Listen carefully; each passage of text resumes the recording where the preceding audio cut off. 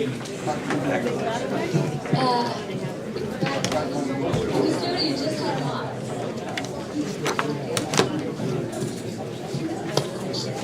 we're starting in 1 minute. 1 minute warning.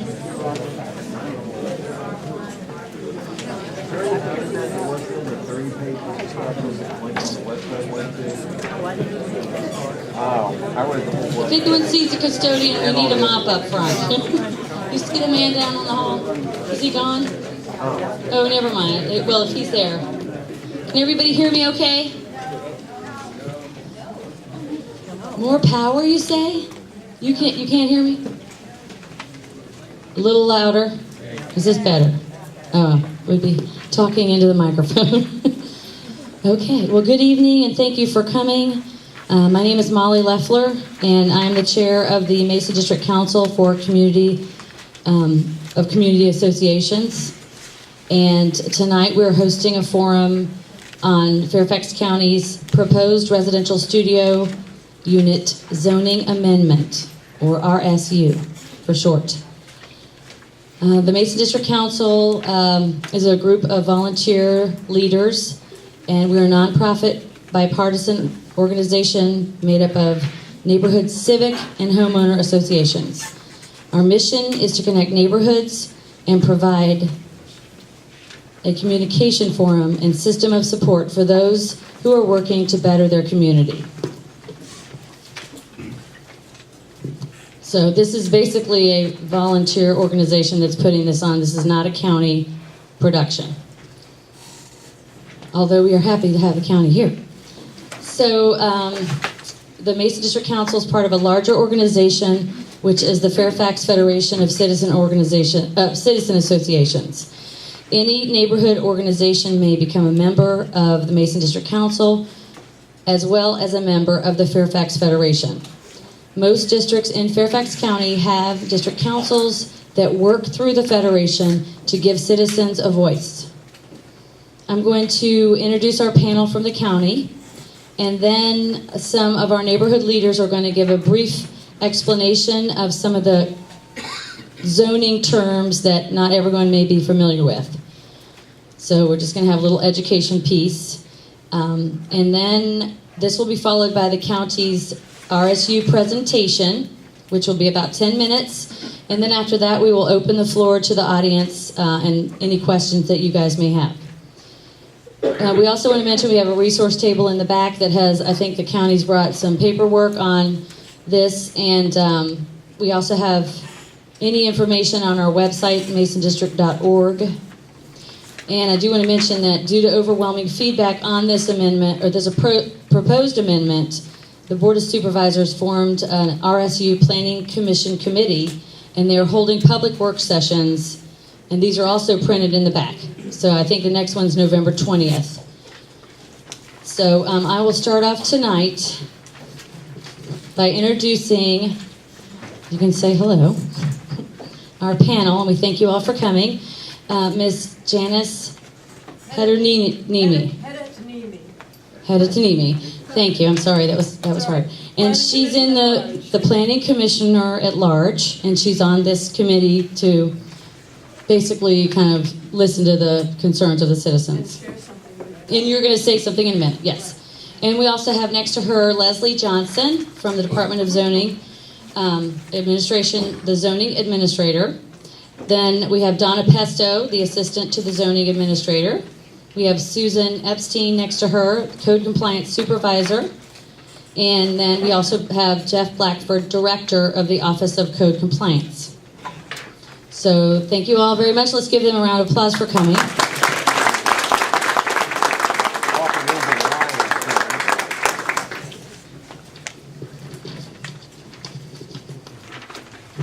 Okay, I just want to also recognize some of the leaders that are here in the audience from the Fairfax Federation who would stand. We're recognizing Charlie Hall, who is the chair of the Providence District Council. And these are volunteer leaders. And we have Mark Zetz, the land use chair from the McLean Citizens Association. I don't know if I see anyone else right now, but we do also have Miss Ellie Ashford from the Annandale blog, an all-volunteer run newspaper basically online. And Sherelle Williams, who also works for The Patch, covering our local area news, and we appreciate both of you. Is Helen Winter here? No, okay. Hopefully I'm not missing anyone important, but we recognize you. Okay, anyone else? Okay, and before we begin, I want to thank our volunteers that were with the Mason District Council, Debbie Smith, our secretary, and the community volunteers who pulled this together, John Clark, Jim Mason, Loretta Principe, Carol Turner, Clyde Miller, and all of those who spent nights and weekends working through reading this amendment and getting the word out to the neighborhood. And now I'm going to turn things over to Jim.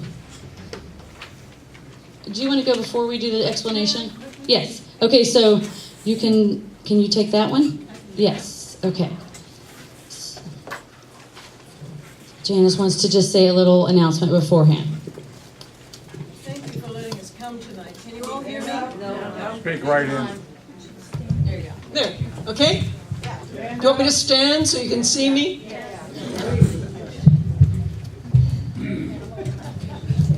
I'm not sure there's much of a difference when I stand. Thanks. Is that good? Yeah, that's on. All right. I'm on the RSU committee that the Planning Commission has formed to address these kinds of issues and respond to your concerns. And what I wanted to do tonight is share with you something that Tim Sargent is introducing to the Planning Commission as we speak, and that Penny Groats is going to be talking about at the Board of Supervisors on Pretend Tuesday. it's an ice cream cone. There you go. Right in my face, right? Okay. Yeah, right.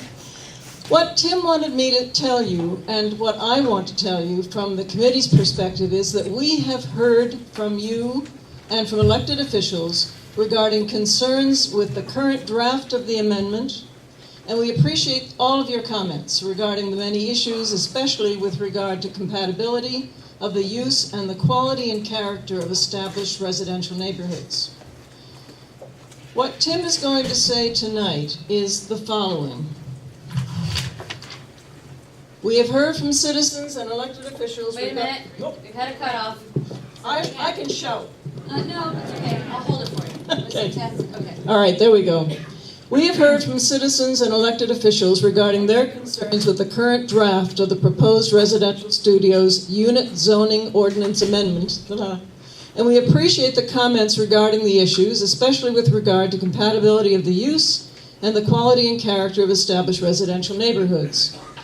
I think there are opportunities for this particular housing type within other districts, and as a result, I will ask the Planning Commission's Residential Studio Committee to consider the following for our review going forward. At the November 20, 2013 meeting of the Residential Studio Committee, it is Tim's intent to recommend to the committee that the ongoing review of the proposal focus the location of residential studio units in the upper R districts, as well as commercial, industrial, and mixed-use planning development districts. This eliminates the lower R districts from consideration in this amendment. I will ask that the committee direct staff to provide the Commission with revised provisions that remove consideration of the lower R districts and continue to work on issues related to this zoning ordinance amendment, specifically those related to code enforcement, parking, street access, occupancy, and other standards. And as a reminder, the next meeting of the Residential Studio Committee is at 7:00 p.m., Wednesday, November 20th, in rooms 106, 107 of the Heritage Building. Thank you very much. I wanted you to hear about that now.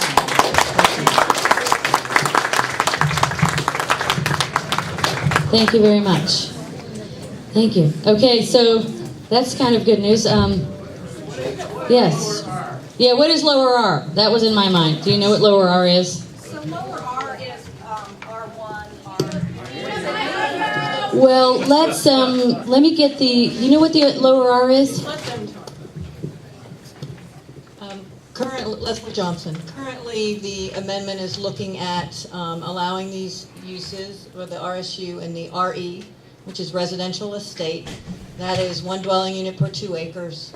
The R1 district, which is 1 dwelling unit per acre. R2, 2 dwelling units per acre. R3, R4, up through R8. The multifamily zoning districts, conventional zoning districts start at R12. So that's really what we would be looking at is R12 and above. So that's R12, R16, R20, and R30. The R, you know, what... We're going to have him explain what the R's are, so we can do that when you're ready. That was ours. Oh, okay. Well, those are your single-family detached zoning Point the districts. microphone at your mouth, not straight up. Sorry about that. The R1s through R4, which is primarily the single-family detached neighborhoods that probably most of you live in. I mean, those are what most people have been calling the lower R, what we would consider the lower R. Some folks have said lower R's is all the way up to R20, which allows for 20 dwelling units per acre in a multifamily.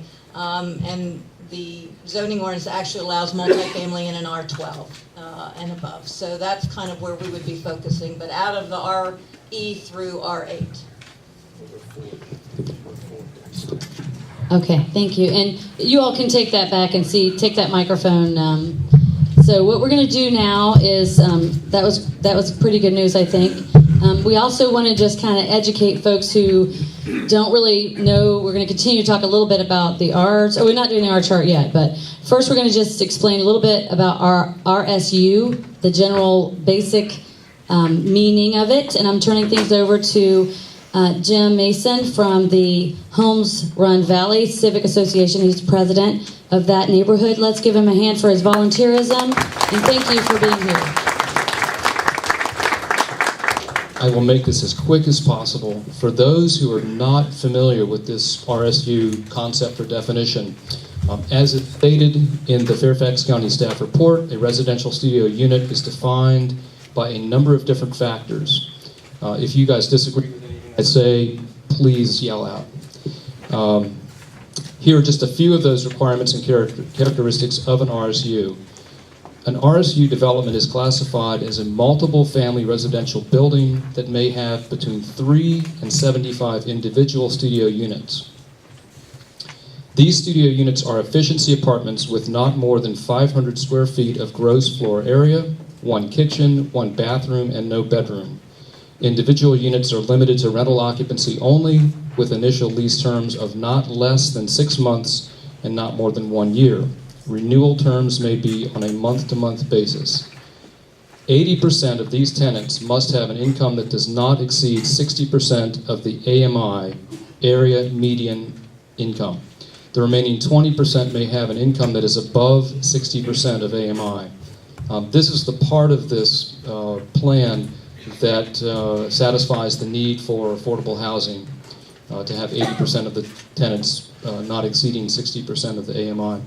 An RSU development shall be established on a parcel of land fronting on and with direct access to a collector's street or major thoroughfare. What you said might change that.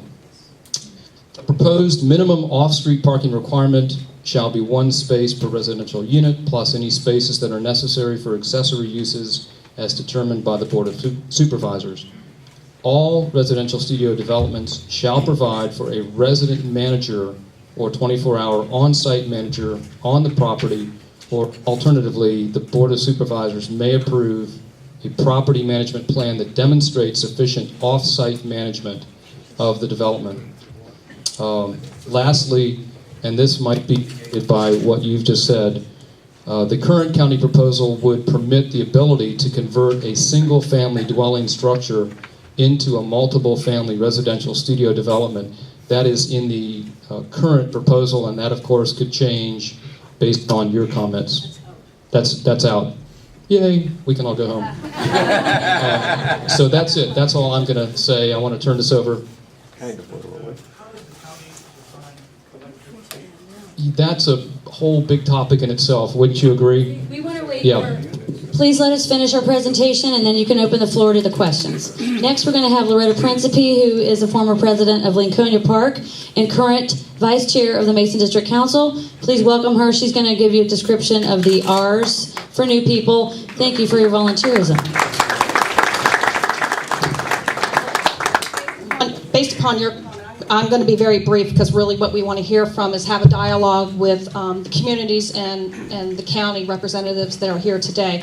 First off, before I do that, I would like to thank Molly Loeffler for really organizing. I don't know if many of you know that a couple years ago, Molly won Fairfax County Citizen of the Year for revitalizing the Mason District Council, so hats off to you. As we looked through this, and we looked at the proposal when it first came out, it first became kind of general public awareness. A couple of months ago, maybe July or August, we took a look at some of the other products that you'll find throughout Virginia. In Chesapeake, Portsmouth, Charlottesville, and I believe also Norfolk, there are similar products, similar zoning product that are zoned R20 and above that to serve this need. A lot of that in the, I believe in Norfolk and the Portsmouth area are marketed towards military who have separated and who need transitional housing. Under the current amendment as that's still of record, this was, Fairfax County would be anywhere from R1 through and higher, but according to the comments we've had tonight, we expect to see a change coming on that. Does everybody know R1 means one house? We all understand that? So most of us Explain live... R1 through R20 for me. I think they've done a pretty good job with that. One per acre. R1, 1 per acre. R2, 2 per acre. R2, 2 per acre. The base is an acre. Yes, a base is an acre. Yes, correct. Okay. So multifamily is the comments we've had here today. Started at R12. In other areas of Virginia, you'll find this similar product at R20. For the comment on collector streets, this is a really critical question that we all have to look at. VDOT defines collector streets, correct? There's 3 definitions. Okay, I'll let you take care of that. Thanks. And now we're going to recognize Carol Turner, who's just going to explain to you the special exception process, which is how this would go into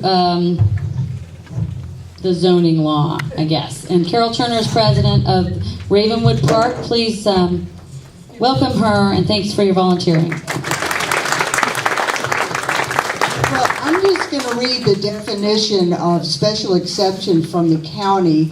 There are certain uses which by their nature or design can have an undue impact upon or be incompatible with other uses of land.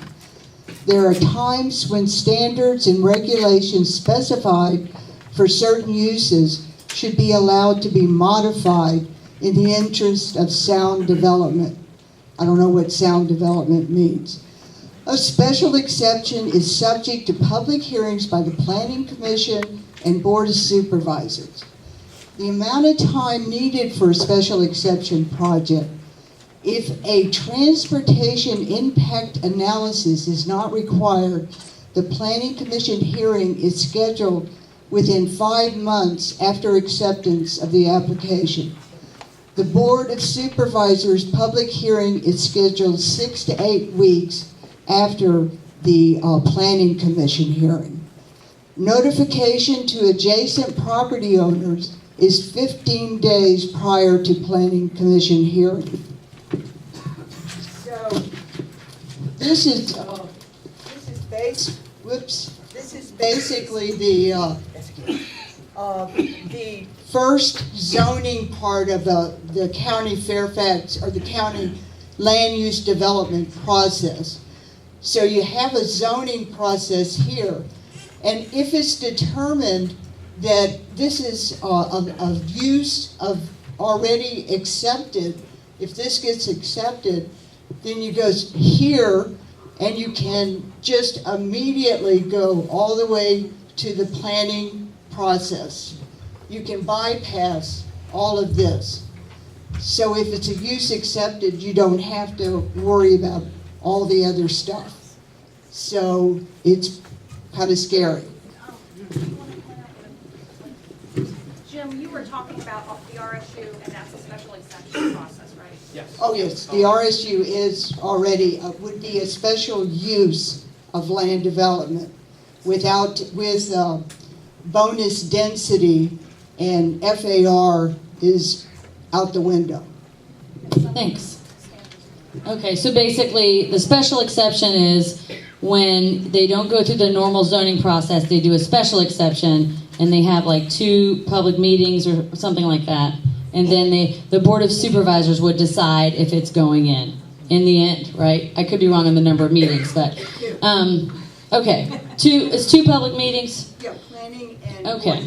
So, well, in the end, a special exception is the Board of Supervisors' final say at the end on if it's going in. Okay, so now I'm going to turn it over to Ms. Donna Pesto to give the county presentation on the RSU, and she's the assistant to the zoning administrator. Thank you for coming. And then after we do this presentation, then we're going to open the floor for questions. Thank you. How are we doing in the back? Everybody here? Very good, thank you. I won't take a lot of time for a presentation, given what the Planning Commission has decided. Well, I better stick with this. But I did want to say briefly that there is a handout. Everybody should have a 1-page handout. On the front was the old amendment, the amendment that the board saw in July. And that's a 1-page summary, Reader's Digest version. It gives you an idea of what the amendment is. But on the back page to that, there is a list of a number of websites, including the Planning Commission's website. That will be the most important one for information going forward. That's where we're posting new information. There's also a number of web links to just sort of general county information about the special exception process, about all of the county processes you'll find in there, as well as the comprehensive plan and other information. You'll see the Planning Commission's email address is on there, and at the bottom of the page is the schedule that we're going to. Somebody mentioned that the next meeting, Jan mentioned that the next meeting is next week. It is Wednesday, 7 o'clock in the Heritage Building. And they go forward from there into January. The meetings are scheduled. The committee, they scheduled 5 meetings, but in light of what they're discussing now, it could take longer. There's no established time frame for what the public hearings are going to be. We do not know when this will be brought back to the commission as a whole, or to the public hearing of the Planning Commission, or the public hearing of the Board of Supervisors. So it's a ways off, without a doubt. So there's definitely time. In terms of the amendment, even considering the changes that the Planning Commission is proposing, the zoning ordinance amendment continues to be the vehicle by which the county would establish the new use of residential studios and establish the regulatory framework that's needed in order to have this in our zoning ordinance. And that's what an amendment does. What it doesn't do is rezone any property. It doesn't retroactively or proactively approve or grandfather any of these uses. And it doesn't designate any parcels in the county for this use. So it makes no assumption about what parcels are appropriate for this use. The important message is that the review process and the refinement is ongoing. The county is working toward addressing the concerns that have been raised, not just by citizens, but also by other county staff members, some board members, planning commission members. There's a lot associated with this use. As indicated tonight, there will be a number of significant changes just based on the low R districts alone, but there's also going to be ripple effects of that. We need to continue to look at the parking and the other compatibility issues, the collector street issues. Occupancy is a big one, occupancy / overcrowded issues. So those are all things that are on the table, have been on the table, and are being considered by the Planning Commission committee, and will ultimately go to the Planning Commission as a whole, and will ultimately go to the Board of Supervisors. So they are all still on the table, and the focus has changed a bit since most of the concerns were associated with the low residential districts, but it is moving at a pace that allows the additional and continued input. That's all I have. Anything else? No?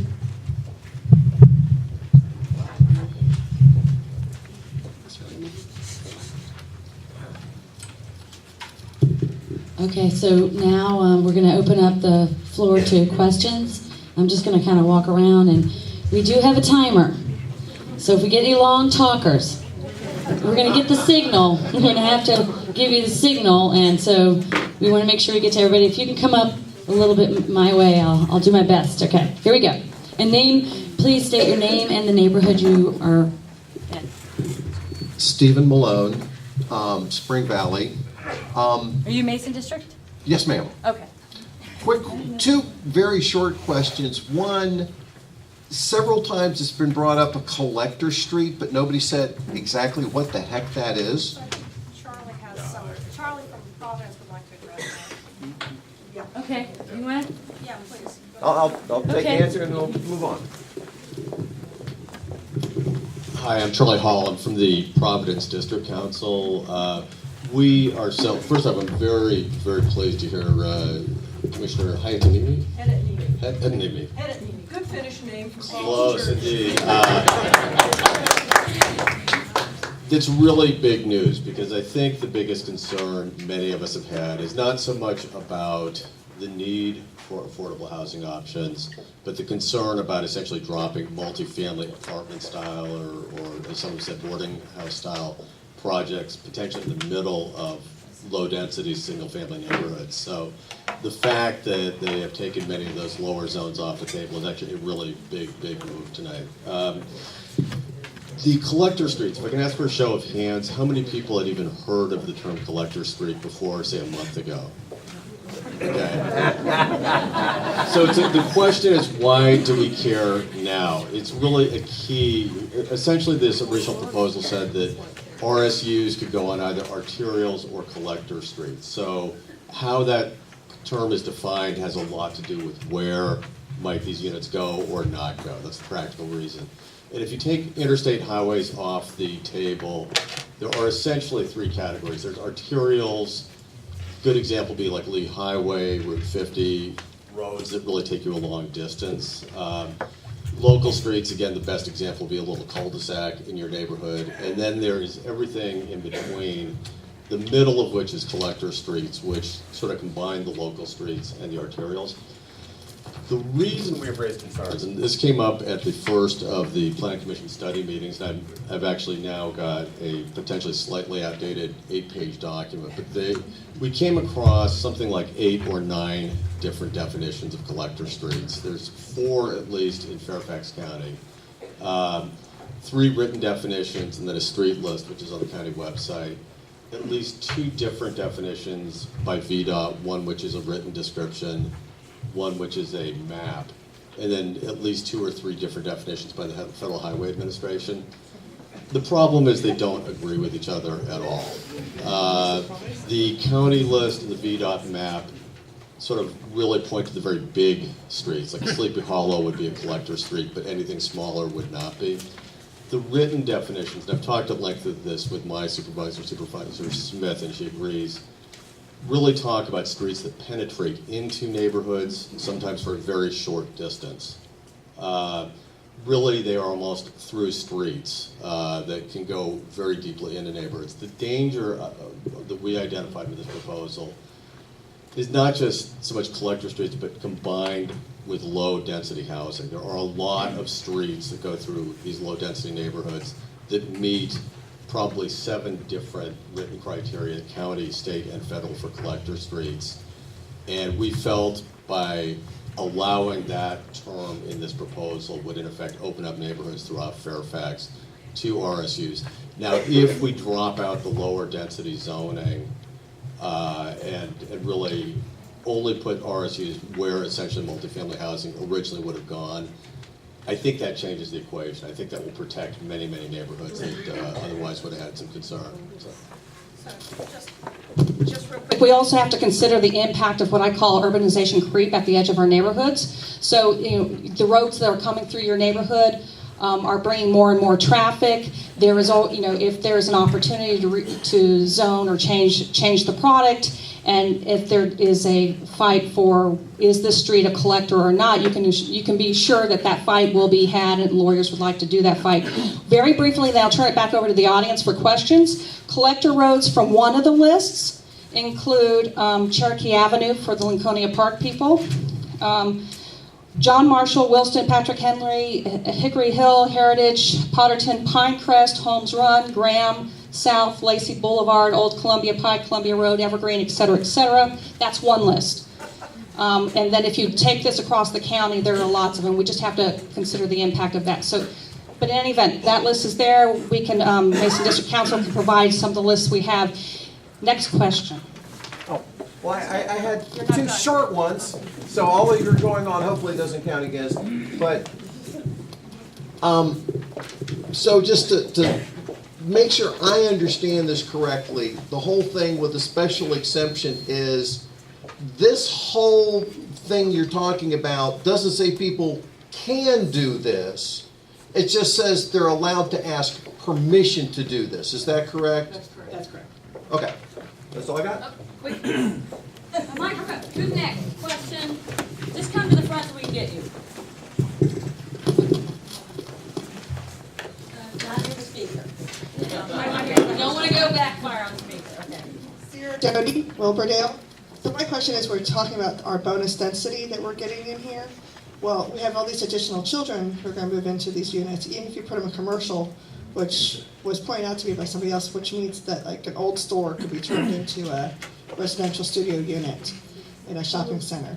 But my question is, where are these children going to go to school? So our schools are overcrowded. We're busting out of the seams. We're in trailers. You know, has there been any thought about where all these kids are going to go to school? If you think 225 people, they're all going to have kids. A lot of them are going to have kids. I don't think we share the perception that this will be 225 people in each of these units. The units are intended for occupancy by a single person. Fair housing does not preclude us from, or does not prevent us from precluding a parent who has children from living there. Now that's no more than 2 children, so that's the absolute limit, and that's a fair housing issue that has nothing to do with the county. In terms of where the children will go to school, they'll go to school in whatever district the residential studios end up in, wherever one is built, just like any multifamily dwelling unit development. Yeah, but we're currently, like here in the Mason district, we are busting at the seams in all our schools. So if you add 2 and 3 residential studio units into one district, and currently code compliance isn't coming out and checking to make sure they only have 2 kids. So they could have 5 kids and no one's ever going to check. Again, I don't concur. But the process of special exception, all of the schools are one of the referral agencies. So all of the standard processes of review for a special exception, it includes a distribution to the schools comment back as to what the impacts are on the schools, that location and that number of units, how that impacts that. So that those are issues that are worked out by the special exception process, which is why we as staff believe that these units should always be by special exception. They are never a by right use. And that's our intent, is that the review be considered at the time. You can get a little line here if you want. Yeah. Yes, I heard. Neighborhood. Oh, I'm George Hardy. I'm in Spring Valley Forest. Somebody up here mentioned accessory parking. They were talking about parking. They said 1 parking slot per unit except additional parking for an accessory use. What in the world kind of accessory use allows parking except maybe moving another family? No. The in a regular multifamily. Is that me? I'm sorry. In a regular multifamily development, you're allowed to have accessory uses. What we see in those accessory uses are, there may be office space on the first floor. There may be a gymnasium or a pool. There might be a community space that you can use for whatever it is you want to use. It's an accessory use that is specifically designed to serve the tenants of the building. And we actually put that as one of the conditions, that if you're going to ask for those kinds of uses, you have to ask for them up front, show them on your plan, and have them specifically approved so that you can demonstrate that they're there to serve the people there. It's not going to get you a Starbucks on the first floor or anything. Those are not accessory uses to these buildings. So that's our intent. And if we decide that by having an office space there. Maybe the community's getting, has a training facility or something for those tenants. If they have an employee or whatever, they're gonna have to accommodate that employee with parking, and that's our intent, is to always know who may be there.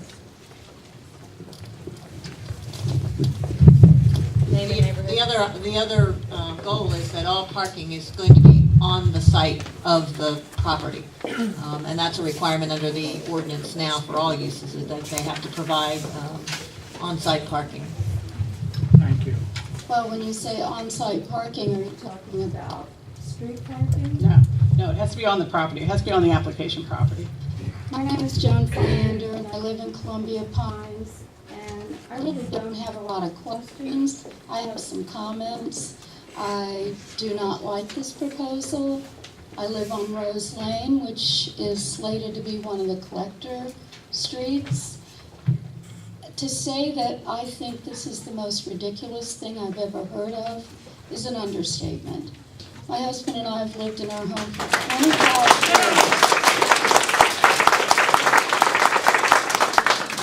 years. We've lived in our home for 25 years. We've poured hundreds of thousands of dollars into this home. Do you think we're going to be happy about RSUs coming into our neighborhood, which could be occupied by people just getting out of prison, the homeless, single, young people who are, who like to party for days on end? We have a problem in our neighborhood right now. Many of our homes have become rental homes for very low-income families. So in order to rent the homes, there might be 4 or 5 families crammed into a home. They have taken over the parking. We have an incredible increase in crime in Columbia Pines right now, and so does the Sleepy Hollow neighborhood right next to us. This is only going to make our problems a nightmare. And to read the literature that was handed out about how this is going to increase our property values, we are not stupid. We are not stupid. Thank you. I don't know what literature you're talking about. There's nothing that the county sent out to discuss property values at all. Actually, should we move that camera now? Oh, that's fine, yeah, don't worry about the camera. Okay, yeah, I do think we do have some concerns on the parking, and because there's overflow parking. Next, neighborhood and name. I'm Josh Blower. I'm from Bel Air, and walked here real close. Yeah. I have 2 questions. What's going on with it? All right. Okay, I got 2 questions. The first one being in light of the recent Supreme Court case where they decided that that a private contractor can come in and take someone's land away even if they don't want it, even though it's a private party. I'm not familiar with the eminent domain laws here, but I want to make sure that the Supreme Court decides that the city. I can just talk loud. What's wrong with this? No, it's okay. The Supreme Court decided that because the city said it was in the best interest that a private company could take this woman's land. And that happened, I think, like 2 years ago. What provisions are in here to ensure that such a thing doesn't occur, that there's no issue with eminent domain? And also, if R20 is good for Norfolk, where it's a lot easier to implement something as low as R8, why aren't we looking at higher R values? This particular use is proposed as something that would be developed by private developers. It's not public housing, it's not a public use. There's already public uses that are allowed in the ordinance that would have allowed the county to do this. So it's not a use that's proposed for the public to construct. So these are private companies that would come in and ask, just like Best Buy's coming in to ask. So that's what I'm saying. The Supreme Court just ruled that a private company, because the city decided they would get more tax revenue that way, that it was in like Vermont or Connecticut, and it happened, I think, in 2012. The Supreme Court decided. So I'm just wondering that there's a provision to specifically. Somebody just answered that we amended the Virginia Constitution to not allow that. Constitution of Virginia to not allow. I'm fairly new here, so I don't know what. Last year, we amended the Virginia Constitution 70-30 in response to the Supreme Court saying that you cannot do that in Virginia. Okay, let's meet offhand. Come on up, next person, thank you. I can answer your second That's the question. meeting, next please. He had a Yes. second question that I can answer, Oh, okay. talking about other jurisdictions. We did a review of other jurisdictions, as we always do. When we write a zoning ordinance amendment, it's not really our goal to reinvent the wheel if somebody else has done what we want to do. And we go across the country and we particularly focus on Virginia, and that's what we did with this amendment. We found no other jurisdictions in Virginia that are proposing the amendment that we're proposing. The ones in Southern Virginia that we did find, they're proposing units that are what people typically consider SRO type units. Some of them have requirements that you have to be somebody coming out of homelessness. We don't have that requirement. Some of them have no requirement for a kitchen or a bathroom in each unit, so they're not even units, they're just rooms for rent. We require these to be separate, full dwelling units. There was a number of them that had provisions that you have to provide services on site. We don't have any such provision. One of them said that you have to go through a series of interviews indicating a desire to make life changes, whatever that means. And none of the ones that we found specifically address the income group. So they are not the same as what we're proposing. We did take some things from those jurisdictions because some of them had some good things in them, but it is not an apples to apples comparison to look at other jurisdictions. I just want to mention SRO means single resident occupancy. Single room, most people say. Yeah, and that's efficiency. a different product than the one they're proposing here. So ours would be completely privately run, and maybe an off-site manager living somewhere else and coming in or whatever. It's managed by a corporation, I guess. But still multifamily. But it would be still, up to 3 people. Next question. First, what is an ADU program? ADU is the Affordable Dwelling Unit Program. That's a provision of the zoning ordinance. It's a mandatory program. When a development is coming through, if it meets certain thresholds, they're required to provide affordable dwelling units. Okay, so there would not be an additional requirement above the 80%? No, correct. Okay. Second, this applies to an individual unit on an acre or a portion of an acre. Is there any regulation that limits the number of developments you can have in a block, in a quarter mile, square mile, or in any subset of that, so that you don't wind up with 25 different developments sitting next to each other? Right, and that's certainly something the Planning Commission is going to look at going forward. What we included in the provision was that the board, in their review of a special exception application, can consider the proximity of this use to other multifamily uses and to other residential studio uses. So if it's compatibility is a big thing in the comprehensive plan as well as in the zoning ordinance. We have a fundamental difference of opinion that this use was ever designed to go in residential developments. We do not believe it ever was designed that way. We understand the fear and we've heard that, but that was never what this was written for. But the idea that there would be a proliferation of residential studios, that can be controlled through the special exception process without saying a number. Can be or must be? Well, as a special exception, it can be. It's not a must. It has to be a must. And if you have not seen it, the Fairfax Federation resolution does address proximity to units within proximity to each other. It's available on the Mason District Council website, and it's also printed up on the wall. So if everybody, we did, several councils have passed resolutions against the current form and recommending things, and that was in the Fairfax Federation resolution. You can go to fairfaxfederation.org and look at what they've written. And next question, name and neighborhood, please. Ben Cooper, I'm a resident of Lake Barcroft. I have one major concern. We've had a very difficult time in the Seven Corners, Bailey's, Colmore area with code compliance issues. Code compliance is complaint driven. We are not, frankly, confident that the code will be enforced for these units any better than it is now.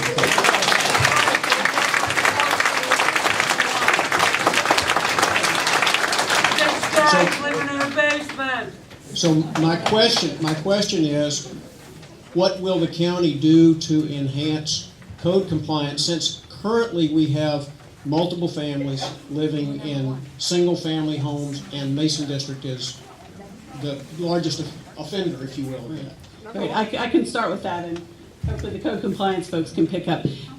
The occupancy issues that we see in single-family homes, there is not a manager for those homes. They're not governed by a special exception. They're houses that were built, they're by right, and they're there. And until we hear that something wrong is going on, we don't know that something wrong is going on.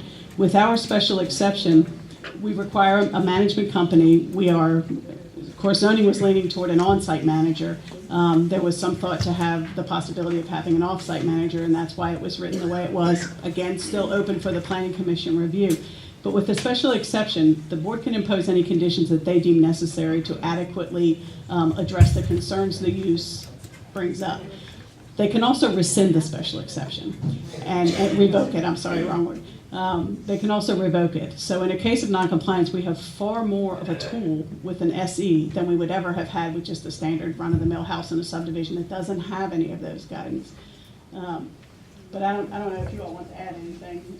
That's from our perspective. That's how we can give more ownership. You got the tricky mic. I know. Okay, Jeff Blackford, Director of Code Compliance, with Susan. Susan's going to help me on Mason specifically.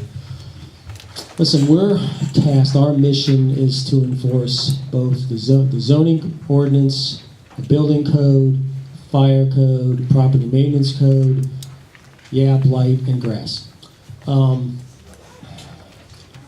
We're complaint oriented. In other words, we rely on you all to report those problems to us, and then we investigate to the best and resolve those to the best of our abilities.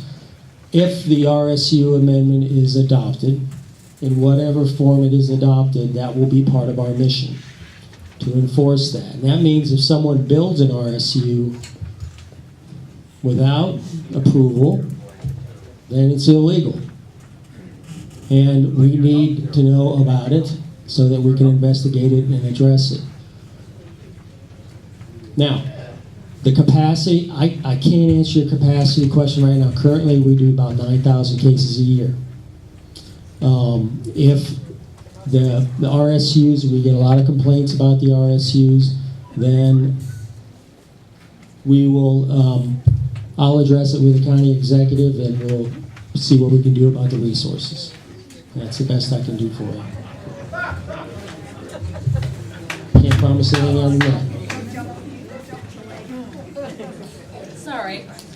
Mike, call home, never mind, love Patricia.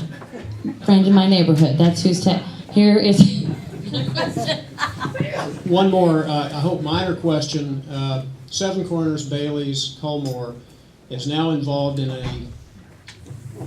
the early stages, but rapidly developing stages of revitalizing the area. Will these RSUs be part of that process? If they are not part of that process, then the entire planning and revitalization of that entire corridor would be up for grabs. I'm not sure what you mean by that, but are we incorporating RSUs into the planning and revitalization of the Bailey's Seven Corners corridor? The planning process for that does not include the specific use. I mean, they'll talk about the changing nature of that area in more generic terms. I can tell you that if there's a call for multifamily in an area, this is a multifamily use. So that it's not going to be specifically called out as here in this area in Culmore, this is where we want to revitalize in the form of a residential studio development. It won't say anything like that. No. Is that what you're asking? Yes, it seems contrary to revitalization of the area if you are developing this sort of unit. That does, in my opinion. I'm not exactly, maybe the only one in the room, but I'm not satisfied with the R20, R30 drawing board because I see our area as falling into that R20, R30, and many other districts in Fairfax County not being in that area. So. Yeah, one of the questions we had was, would this be evenly dispersed throughout the county? That was a concern, I do, from reading. And one of the things we did is, in case you all don't know, I forgot to mention, We meet with Supervisor Gross, and we asked her a number of questions, which can be found, the answers are on our website and also back there. But one of the questions was, where do you see these going? And she said she saw it going like on Route 50. That was one of her things. And did she mention Seven Corners as well? Okay. But it's Yes. not directed by the county, it's a private market solution, correct? Yeah, yeah. Okay, next question. I'm Sarah Schurslicht, and I'm here with.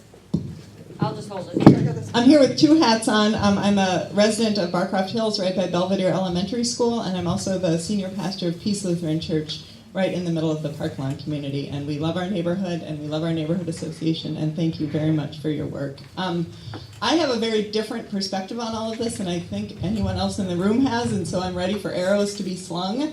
But my directly across the street neighbors when I moved in were people that I think would be called people living in a boarding house. There were probably 8 or 9 people. I got to know 6 of them fairly well. Great people, hardworking people, probably, frankly, some of our maids and construction workers. And they were very badly managed in their house. The landlord was irresponsible. They got evicted, and they didn't have anywhere to go. And it was incredibly heartbreaking. And I'm concerned that as we have all these conversations about our own neighborhood, which I understand, I'm now a property owner here, I want my house to go up as much as anybody else's, that we not lose sight of what it means to welcome our complete neighborhood into our actual neighborhoods. And if there's a way that the affordable housing needs can be kept by eliminating the lower Rs, that's great, but I would want that to at least be discussed here, that the affordable housing issue is an issue that at least some of us are concerned about, and I'm worried about that. Yeah, and I do want to mention that we are meeting with through the Fairfax Federation, with Charlie's leadership. We are meeting with the fair housing folks, and we are coming together through the Fairfax Federation to talk about both sides of the issue. So we do have that planned, and we will let you guys know more about that. But that is, we recognize that, and we recognize there is a need. Next. Molly? Yeah. Don't forget us. Over here. Oh, over there? Okay. Hello, neighbor from Broyhill Crest. Yeah, try it. It's just this part. It's Grant Learsnyder from Broyhill Crest. Try this one. This seems to be working pretty well. So I'm Grant Learsnyder from Broyhill Crest. I think the lower R strategy is going to work. It seems like a good solution. However, having dealt with the school board, is that for sure, cross your heart and hope to die, kind of going to happen? Because,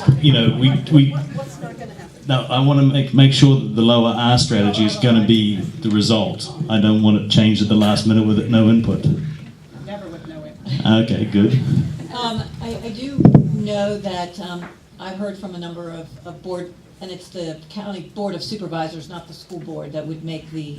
No, I'm just using a comparison. Oh, okay, I got you. Ultimate decision. It goes through, we're going to work through the Planning Commission committee.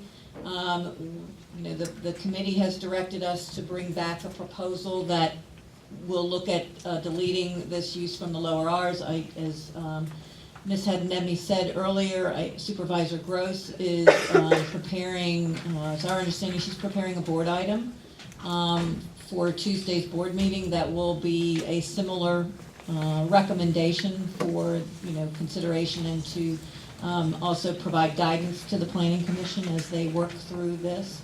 So again, it still has to go through a public hearing process both at the Planning Commission and at the Board of Supervisors, and none of us can speak for any of the individual board members, but I believe based on what we've heard, that's not going to come back. Okay, good. Second part of that is our folks at Code Enforcement going to get some extra staff because they're unable to deal with what they have now.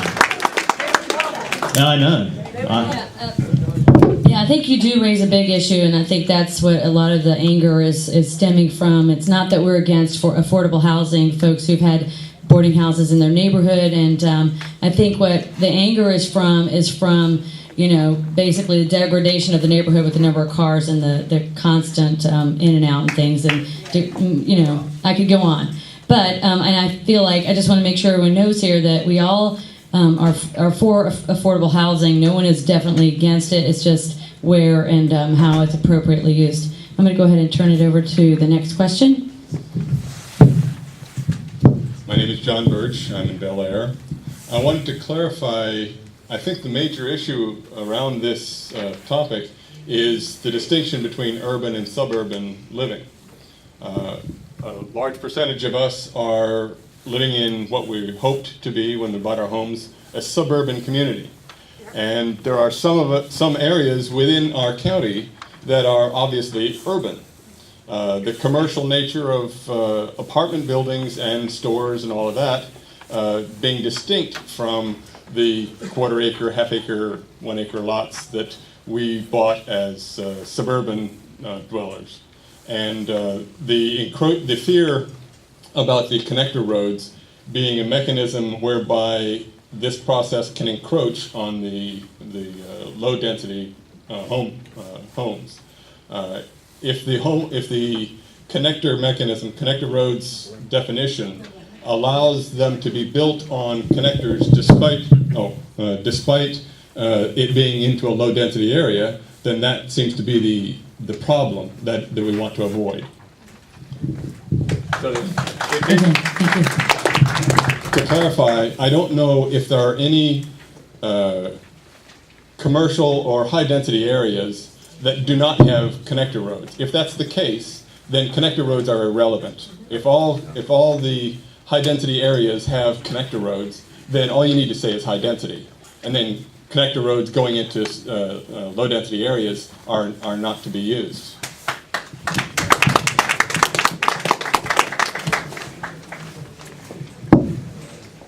Name and neighborhood. My name is Rick Carlson. I'm from Boy Hill Crest. I just have a concern that the people from the county seem to contradict themselves in a lot of ways. You're talking about right now, I'm going to talk to like R4 zoning, right? You're only allowed to have 25% of your yard covered in asphalt. So when you say something like that's going to be converted into 5 units and have 5 parking spaces plus extra for off-street parking, we all know that that's not going to happen. It's going to be using on-street parking. I saw this when I lived in Alexandria, in our apartment complex. They put in all the affordable housing, and every Thursday, Friday, Saturday night, we had police that had to man the entrances to our apartment because of all the drug dealing that was going on. And if you say it's not going to happen here, that's not right. And how can we have people who are told they have to rip up part of their driveway because too much of their yard is paved, and you're blowing smoke in our faces saying that we're going to have 5 off-street parking spots in R4 zoning, because that's not going to happen.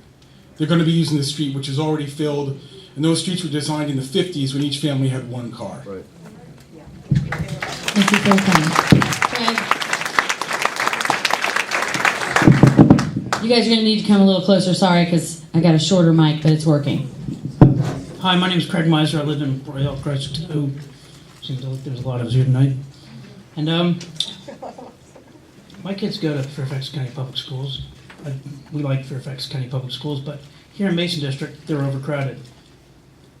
The school capital improvement plan does not include any RSUs at all whatsoever, even for existing industrial buildings or office buildings like they have in Norfolk. If you go and look at the chart over there, and I did go to college in Norfolk, you sit there and start looking at where they're putting RSUs in Norfolk. A lot of them are going into older office buildings. It's not cramming them in neighborhoods. You might find efficiency apartments around hospitals where you have medical students. Things like that. You don't have it. That kind of stuff around here unless you go to Mason or you go to Marymount. Someplace over by a college, it makes sense to have efficiency apartments. It doesn't make sense to try to do it right around residential neighborhoods. And it really bothers me that the county is so reckless and even proposing leapfrogging and going far beyond what they've done in other parts of the state. You're supposed to do your planning based on past experience. If if you don't have the past experience. This seems to be really reckless.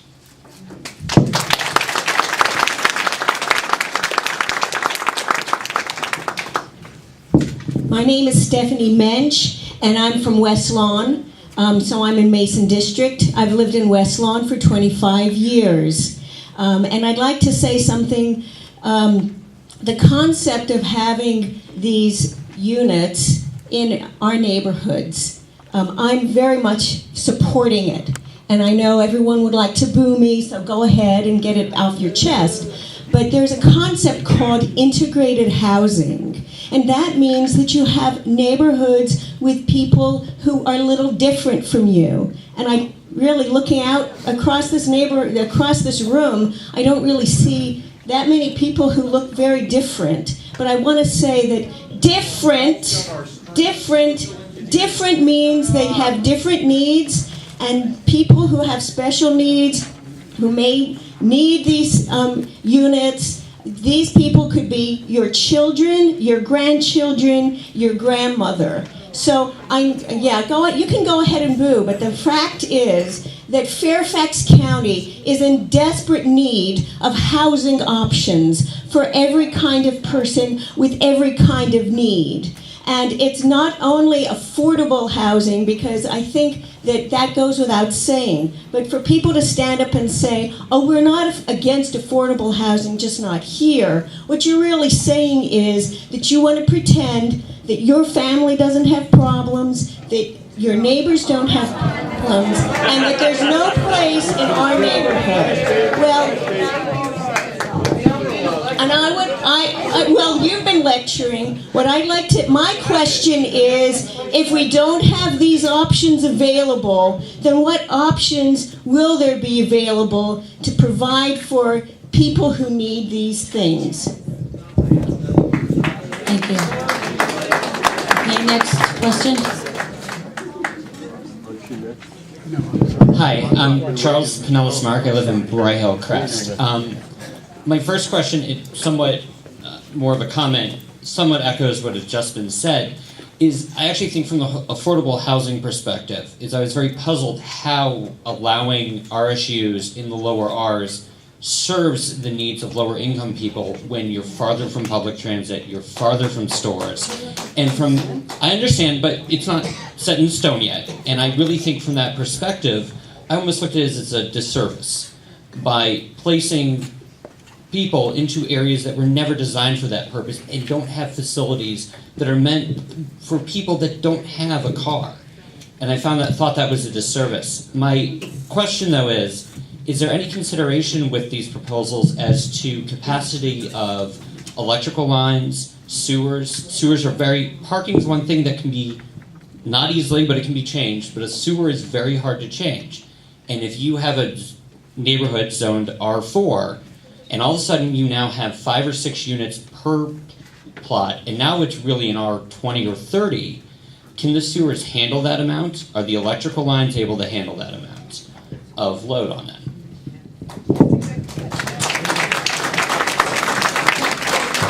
You posed a question with many aspects, but the Planning Commission, in reviewing all applications, has to take all of that into consideration. But I did want to address the first part of your commentary. We have an opportunity in Fairfax County to provide housing for the hospital worker, the cafeteria worker, the hotel worker, for whom most apartment rents are unattainable. And by considering an RSU proposal, we are enabling labor to move into areas close to work, thereby eliminating transportation needs, thereby eliminating labor needs, and thereby enabling people to live independently. So that's part of this thinking. It's not just simply diversity, and it's not just simply income. It is, in a sense, a recognition that there are people in our population in Fairfax County for whom living wages do not provide sufficient largesse for them to live in an independent apartment. So, thank you very much. Molly? My name's Ed Ruggiero, and I'm from Ravenwood Park. This whole question of RSUs, I don't understand how it's being addressed from the standpoint of voter. Do voters have a say in saying whether we should go ahead with that concept at all, or is this just something de facto that somebody's decided that it's going to go ahead with? That's the bottom part. In terms of how a zoning ordinance amendment gets adopted, Virginia doesn't have the enabling legislation that would allow that by referendum. It has to be done by the Board of Supervisors, so it has to go through this process. But in going through this process, it is a 2 public hearing minimum process. It goes to the Planning Commission at least once, usually more than once. Sometimes we were revisiting on a subsequent night.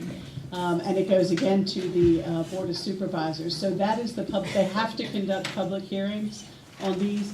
They also generally take public comment through in writing. So that's the process, but it isn't a citizen vote on a specific zoning ordinance amendment. We don't have the ability to do that. That's not something we're allowed to do in Virginia. So they can hear everyone here say, we don't want these, but yet they could decide that on their own that we're going to go ahead with it.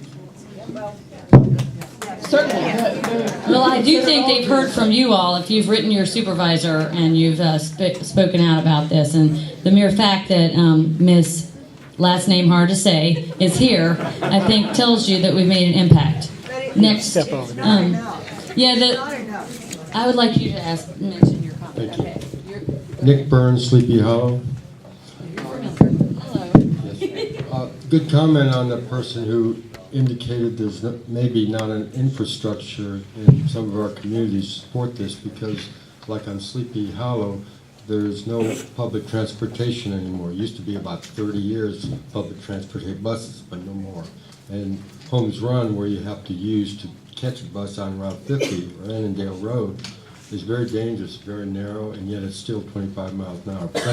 That's an aside. The 500 square feet maximum, right, for these units includes kitchen and bathroom. Now that's about 17 square foot for a bedroom. So is that all included within the 500? There's no bedroom. It has to be an efficiency unit. There can be no separate bedroom for this. That's pretty small then. So that's kind of limited. You can't get a lot of people. It's unfair. I've seen wallboard brought in. That's all I'm saying. So, okay. I just wanted to understand it's within the 500 square feet. Those three. Also, are freestanding structures allowed? I couldn't quite get this from here to build one of these units or a couple of them on your property. No, I mean, again, we have a fundamental difference of opinion about whether or not these were ever envisioned for residential neighborhoods. Our opinion is that they're not.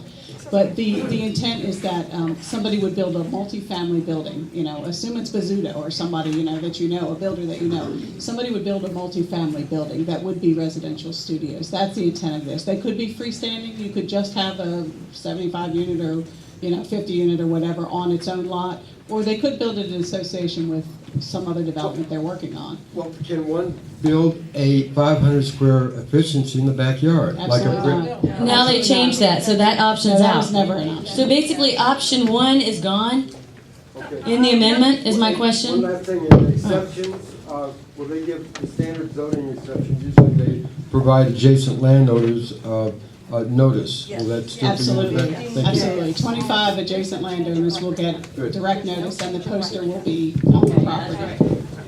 Yeah, when will we get the change in a public memo, this new information? As of next Wednesday, we're introducing it to Okay, next Wednesday. Okay, John, neighbor. Okay. Okay, this is John Bernero. I live in Sleepy Hollow along with Nick.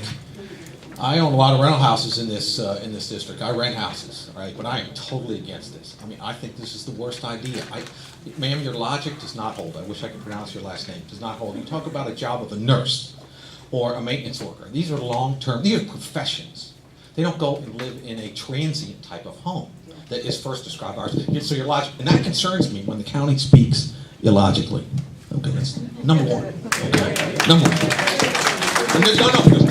I have a question. You're going to answer the next question. The next question is no. We don't want that. We don't want that. The real question here, and I'll get to the second part, is why do you feel compelled to bring something to the board at all?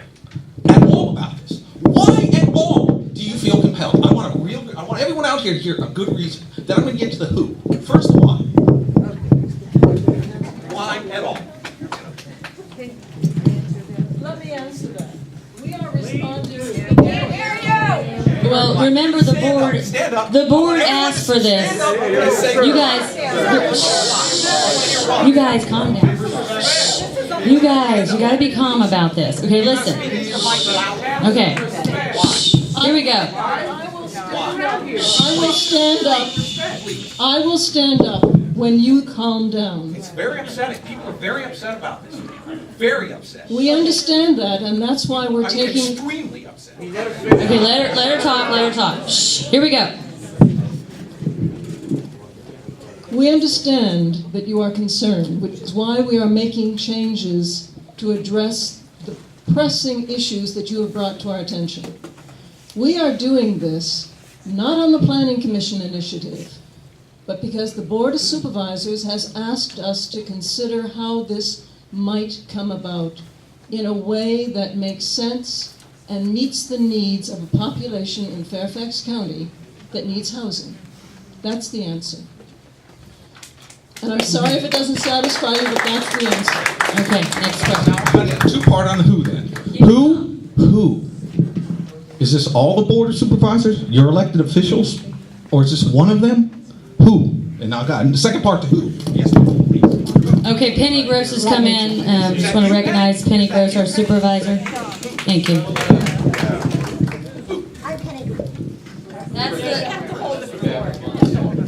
I'm Penny Gross, Mason District Supervisor. Let me see if I can shed a little light on this. The Board of Supervisors has been talking about how we can prevent and end homelessness for a very long time. The first time we started talking about, according to my records, the first time we started talking about what was then single room occupancy was in 2003. Because we know that we have a dearth of housing units. In the region, and I haven't looked at this number for a while, but in the region, we are something like 67,000 housing units short for people who are here now, and we're way short for people who are going to be moving here in the future.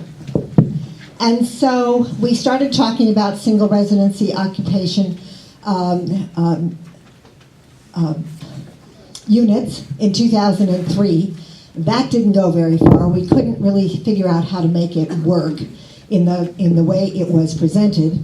So it was fallow for a while. In the meantime, the board did adopt the 10-year plan to prevent and end homelessness. But it's not just about homeless people. It is about people who need housing, people who are coming here looking for a place to live and to work. And so in 2005 or so, we've been looking at several iterations. What has most recently come forward is the residential studio unit, which we are looking at now. That is, again, of housing choice. That is one more choice of a housing type that would be approved to be built in Fairfax County. Just like you have your condominiums, apartments, single-family detached, townhouses, etc. And so that's how we got to this point. The Board of Supervisors endorsed the 10-year to prevent and end homelessness about, golly, it's probably 7 years now, 2006. And so this is another piece of our effort to try and make our county attractive for everybody who wants to live here. Thank you. Okay. Next question, Penny. I want to go ahead and. The board, it is the Board of Supervisors that is responsible for the zoning ordinance and for the various portions of the zoning ordinance, and it's all about housing choice. Okay, thank you. Next question, neighborhood and name, please. Not a question. I'm Courtney Nuzzo, born and raised in Fairfax County for 50 years here. Live and represent the Belvedere, not really represent because we don't have a homeowners association, which I'm very proud of. And, sorry. But I actually manage affordable housing out in McLean, Virginia for seniors. And I can promise you that we do not bring down the housing values in McLean. And they are very, very pleased to have us because we represent senior housing.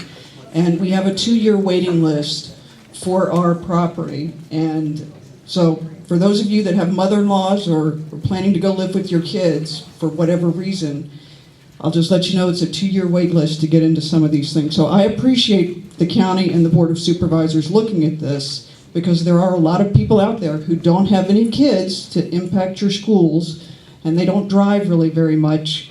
And so I appreciate the county looking at this, and you would be welcome in my neighborhood. Thank you. Okay, next question, Roger. Lake Barcroft. You already spoke for me. Roger Hoskins from Lake Barcroft. Many of our neighborhoods have covenants. Not ours. Ours does. Most Boy, does people it here ever. do not have covenants, and that's why we're here. Does this particular legislation override those covenants? But a special exception, can you override a covenant? No. Penny, please let them answer, if you don't That's mind, fine. because that's what we're here for. Actually, I probably can answer that. They can't. The county is not a party to your covenants. The county is not a party to your covenants. That is a private agreement between you and your neighbors. So covenants do not pertain. I mean, this really probably would not be a problem for your covenants, because anything that would be discriminatory is not allowed in your covenants anyway. Thank you, Penny. Next. Molly, could we get an answer from? Oh, okay. Is that this county? Is the county?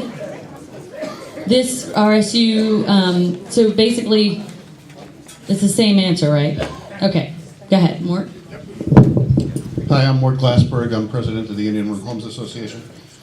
I'll speak personally. I'm not speaking for the association. First of all, I think the concept of affordable housing in Fairfax County is something we should be considering. We need to find a good way to do this, okay? And it's not necessarily R1, R2, R3. I don't know if it's R12 or R20, but that leads to another question. A couple of times you said this was never intended to be in a residential community. So why are we considering our zoning at all? Why aren't we just saying commercial or agricultural or, whatever? Why are we considering ours?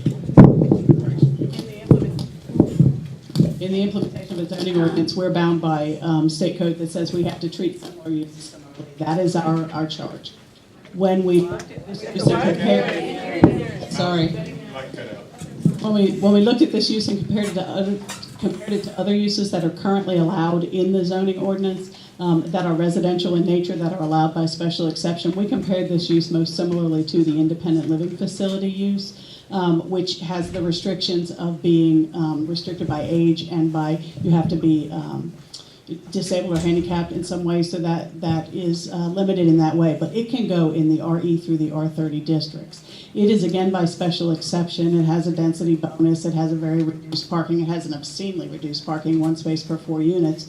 So it has a number of the same features that we were looking at with this. And in our mandate to apply uniformity in the uses, that's why it was in there. We also know that just because a property is zoned R2 doesn't mean that it's in a subdivision.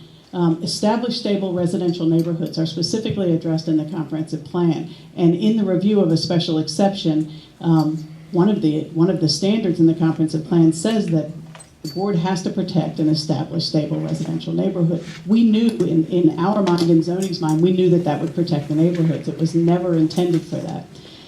We also know that I worked with a guy a couple of months ago. He was looking at I-4 property, and as part of his property, there was a piece that was zoned R1. No explanation whatsoever as to why that piece was R1, but there's no reason that that couldn't be used in a way that's not a single-family home. And that's our intent, is to look at assigning it to a district is not the same as assigning it to every lot that's zoned that district. And that's the message that we want to get out, is that it is not for your subdivision. Your subdivision is a single-family detached subdivision, and it's our goal that it stays that way. And I'm not speaking for Andy and Ron, and I'm probably not speaking for everybody here.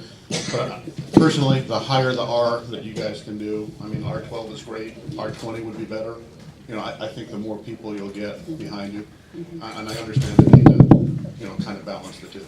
Thank you. Yeah. Ed Rogero again from Redwood Park. I wanted to comment on Penny Gross's comments about affordable housing, okay? Maybe the county should rethink about whether we should have affordable housing from the definition of what you're considering as affordable housing. Because what it seems to be is that years ago, there used to be monopolies and companies, and the way they kept the labor under their feet is to have them in tenements, in maybe what you call affordable housing now. It sounds like you may be trying to foster the same thing, that we have to have people who are laborers who cannot afford the right types of apartments that are already available, by giving them something that is something that they can afford because of their low wages. This sounds to be kind of what we don't want. A tenement. Thank you for your comment. Okay, we're going to take 3 more questions from the audience, and then we're going to wrap up. Is Clyde here? Clyde, are you going to come? Okay, I'm going to, yes.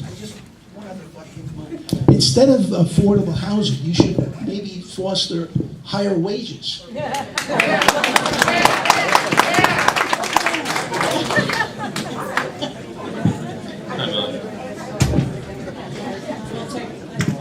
I'm Don Smith from Ravenwood. The essence of this proposal is rent control.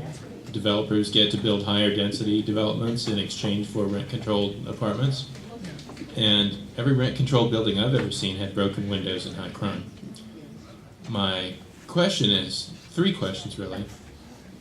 When do the rent controls expire, if ever? What incentives do the property owners have to maintain property over the long haul? And 3, where has rent control ever worked? This is not what we consider rent control per se, as you think about it. Let me just give you the one that works, okay? As you consider other areas than rent control where a building is assigned a certain rent and they can never change it, and it doesn't matter what the income of the tenants are. Our product is for a tenant of a certain income.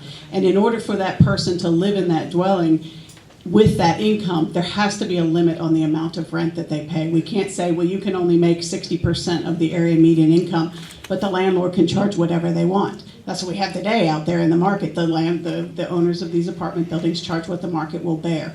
So, right. So there aren't any getting built, and that's been the problem, is that the need for affordable housing is real. If you go onto the website, you'll see all of the documentations that support that from county studies. Our intent is that the rent and the income match the development. The developer can build these developments as they wish, manage them in accordance with proper management for a multifamily building and our special exception conditions. And that's our insurance, hopefully, that these will be effectively managed. And if not, again, the board can revoke a special exception. So, and then we're ready to go. Normal rates? Well, it's revoked. And that is a question. There can be a removal of a building. You can cause the removal of a building. You can also cause a building can also be taken over by another operator, and it can be operated effectively in that way. So the county can't do that. Well, and it still has to meet property maintenance. Will the rent control ever expire? I mean, the 60% of the building that would have to, or 80% of the building. Yeah, it's 60% AMI, but 80% of the building. 45,000. So 60% of 45,000. Oh, sorry. The AMI, the way HUD does AMI, they do it on a 4-person household on an annual basis. And for Fairfax County, the 4-person household for this year is $107,300. And then for a 1-person household, it's 70% of that. And then for our program, it's 60% of that, and that gets us down to $45,066 a year. It's three minimum wage jobs. The minimum wage job is about $15,000 a year, and that's the equivalent of 3 full-time minimum wage jobs. Okay, so but that's the maximum income. That's the maximum. That is the maximum, and the rent that's associated with that would be the maximum rent. 80%. Let her, and then you can say this. Okay, Jim actually wanted me just to point out that he thinks anger is coming from page 14 of the proposed amendment, because it says, therefore staff recommends approval of the proposed amendment with option 1 that permits the ability to convert a single-family dwelling structure into a multiple-family residential studio development with the effective date of 12:01 a.m. on the day following adoption. Okay, but that's out. I know, we know that's out. Okay, next, Donna.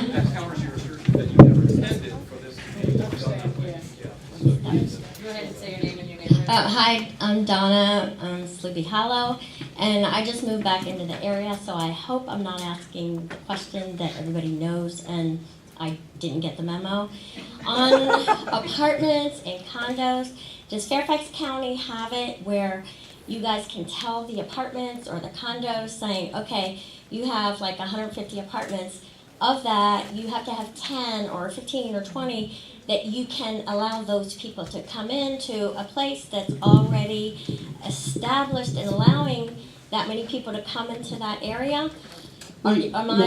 No, we don't have that sort of program. What we do have for developments that are being built now, as you go through a site plan process or a rezoning process or whatever to build a new project, certain kinds of developments are subject to our affordable dwelling unit program. That's a whole different program, and we do in that case, we can say that because you're developing and you've asked for this density amount, that you will give us X% of the units as affordable dwelling units. That's higher income, and we have a second program that's the workforce dwelling unit program. That's an even higher, and it goes up to 120%, to about $150,000 a year. So we have programs that kind of fit what you're talking about, but that's not. So you guys haven't addressed that yet, so you don't have it. It's not on the table. It's not for this. It's not on the table. Okay, but I mean, can we say that instead of putting it in residential neighborhoods, into our neighborhoods, the parking and all that is already there in townhouses and condos and all that, where they can allow that kind of parking, and they mixed use, yeah. But can't you, the county, say, okay, all these people that we need to put more people, put it in R20? Not without giving them something. I mean, we can't take somebody's units to use them. So those are private But you're developments. taking our properties. No, we're not. Yeah, you They are. took that option out now, they said. Oh, they Okay, did. It was never an option. It was never an option. No, not taking properties, but they took out option 1, okay? Now, we're going to have our final question, but I just wanted to say before we have our final question, we want to thank everybody for coming, and I just want to see a show of hands of the people who were concerned of basically the code enforcement issue. Could you just raise your hand if this is the issue that you came for? An issue. Okay, one of them. Okay, because we are going to have another follow-up meeting. The Basin District Council is having a meeting January 9th on code compliance because, we would have continued the conversation, but we wanted them to come tonight because we felt like that was a huge concern. And I think that show of hands shows that. So please save the date, January 9th. Okay? Yes. It's on our website, masondistrict.org, It's January 9th that we're having the co-compliance meeting. But I think that basically we should come up with some ideas on how we can help fix the problems that are happening. Because I just personally think it's not working what's working, and part of this RSU thing has just kind of brought the anger into the forefront. But I'm going to leave the January 9th in your head. And final question, sir. My name is Arnold Isaacs.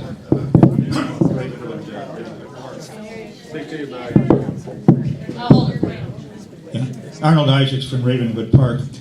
I have a question which was stimulated by something Penny said, and that's why should our objective be to make Fairfax County attractive for everyone who wants to live here? Do you really believe that?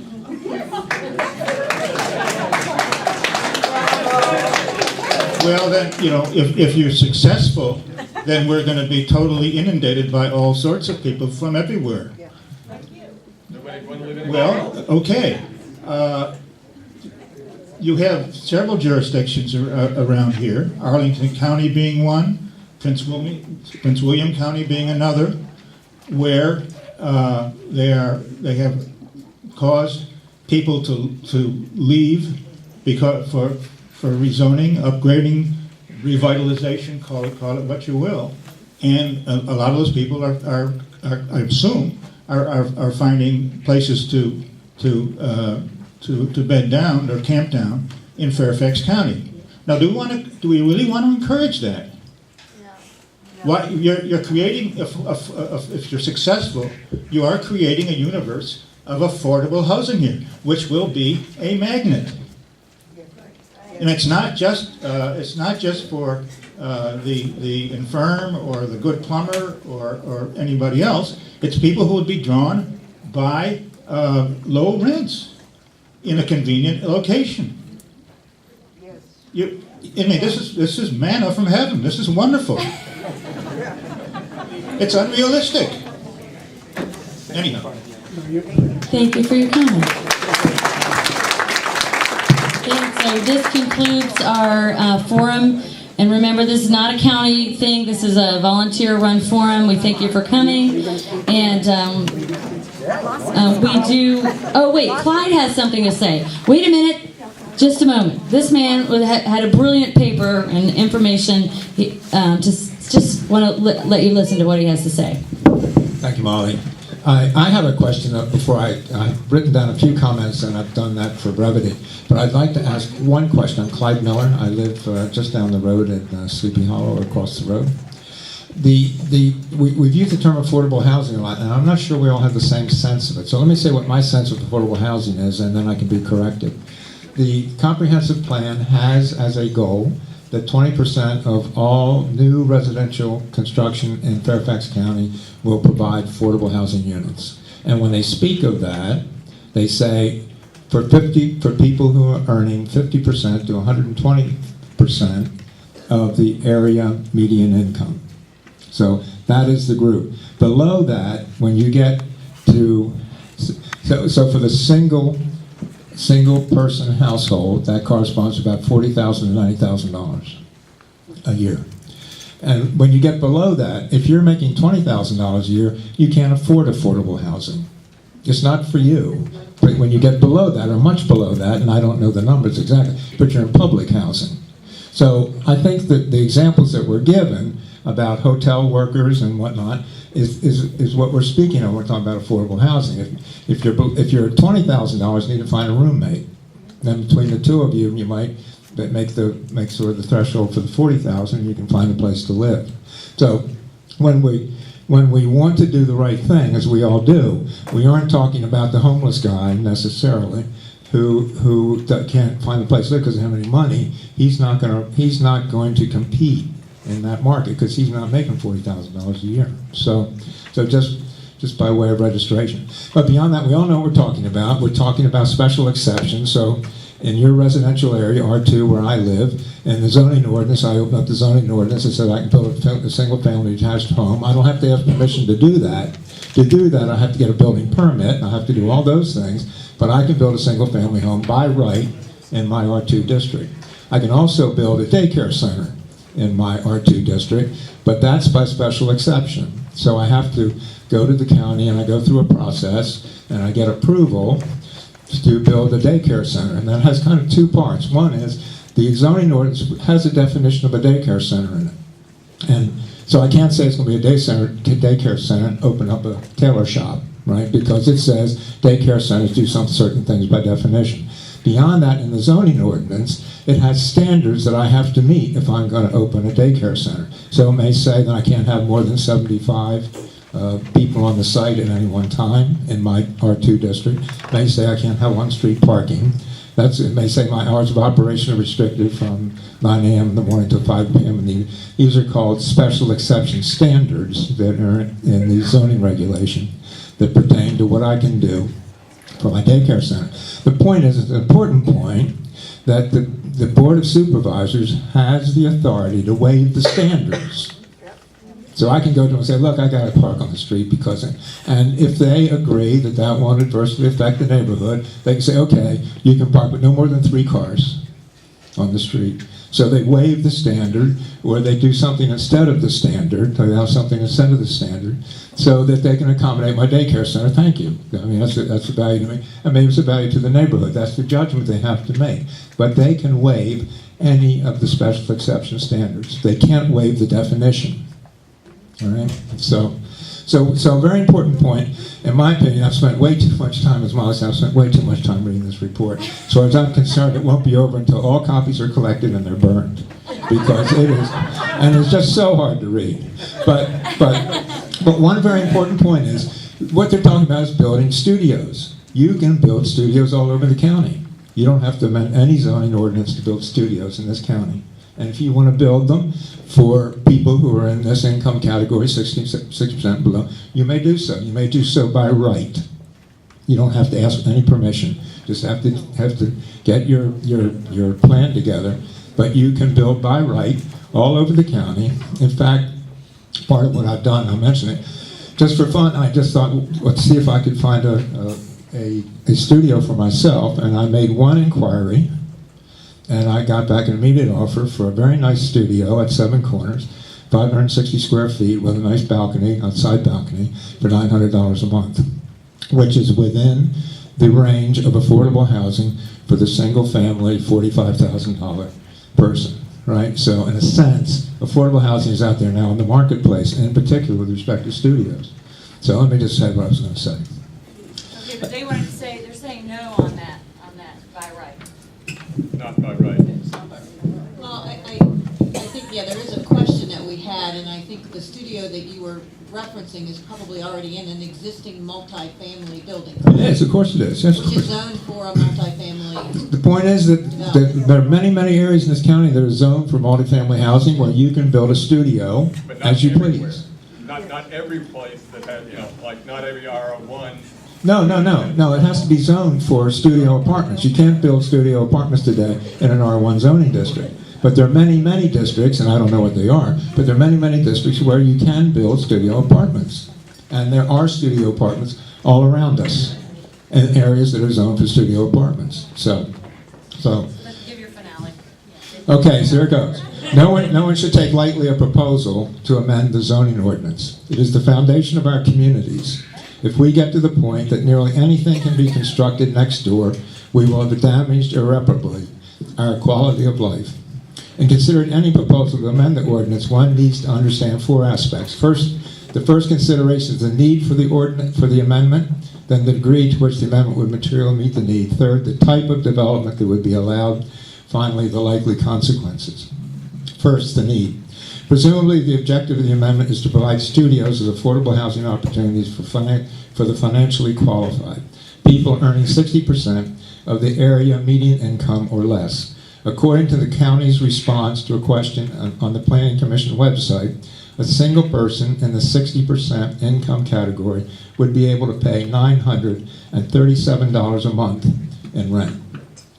The county states in the report that they have no information regarding the number of studios available in the county today. No information. Neither do I.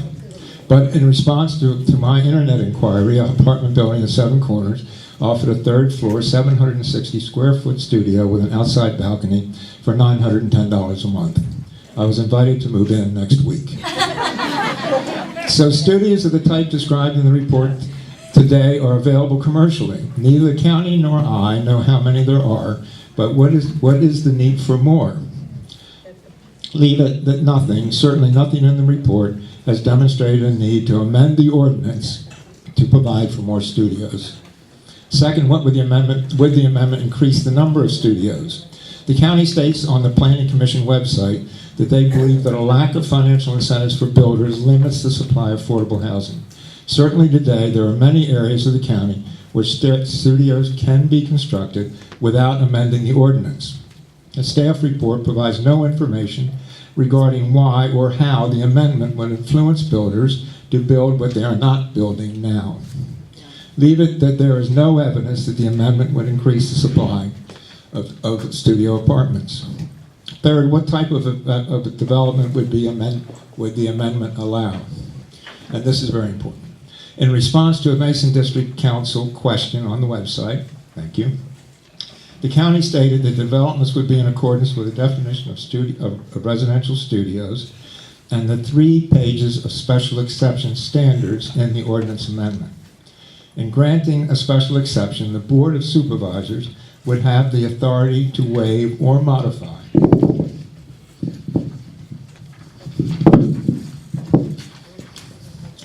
any of the standards we listed in the 3 pages. That's like the daycare center. They can say, okay, you can park on the street this time, right? However, the board could not approve a development inconsistent with the definition of a residential studio. So now we look to see what the county says the definition of a residential studio is. The proposed definition states that the studios have no bedrooms, are limited to rentals only, and 80% of the units are subject to tenant income limits to serve the 60% community. That's it. No bedrooms. Build anything you want, but you can't call anything a bedroom. All right?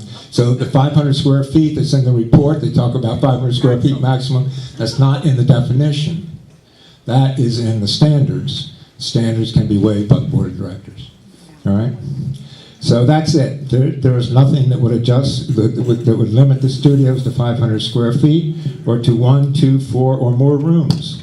Such limitations are in the 3 pages of standards that the board would have the authority to modify.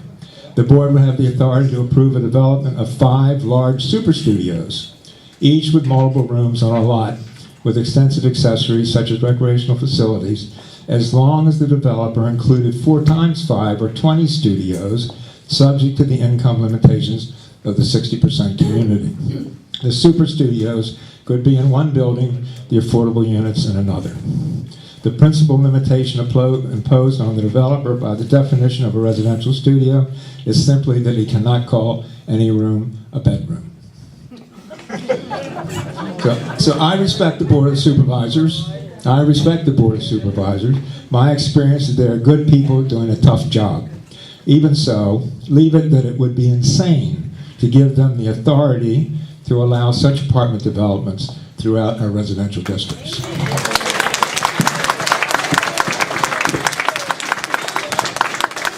Finally, regarding consequences of the adoption of the ordinance amendment, the county states in the report and on the website that nothing like this has been tried before.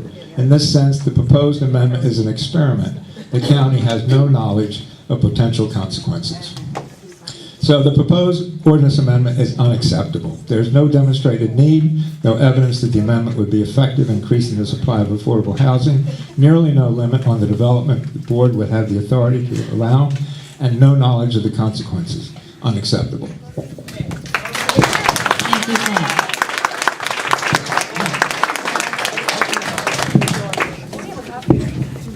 I appreciate members of the community like our speaker because he is the kind of person who asks questions that allow us to correct facts, correct misinformation, also allows us to provide good answers on our website to the questions that you already have posed to us, and also provides us with talking points about things that you are either given to understand or need to be aware of, as for example, the question that we don't in the county know how many efficiency apartments there are. As a matter of fact, we do.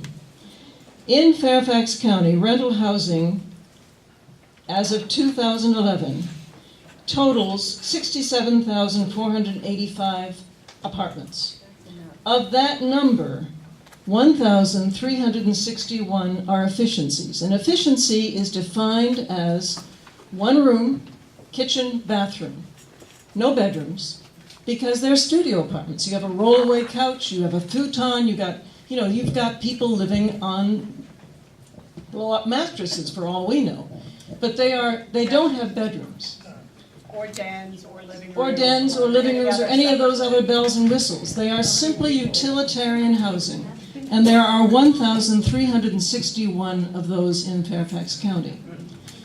The other thing that I want you to do is go to the website where questions have been posed by people like you, and we are attempting to answer them as factually and as completely as possible in language that is plain language. I'm an alumna of the National Institutes of Health, and medical terminology sometimes gets pretty overwhelming.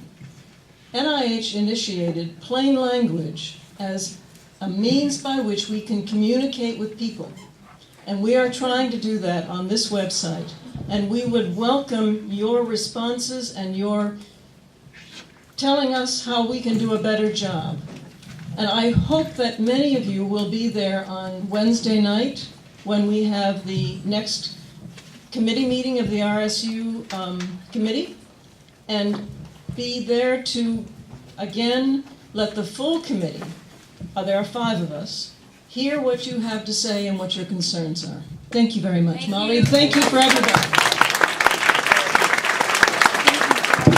Okay, I'm going to let everybody head out. Thanks for coming. Molly. And if you do want to see Sarah, she's got something to give you. What is that? Sure.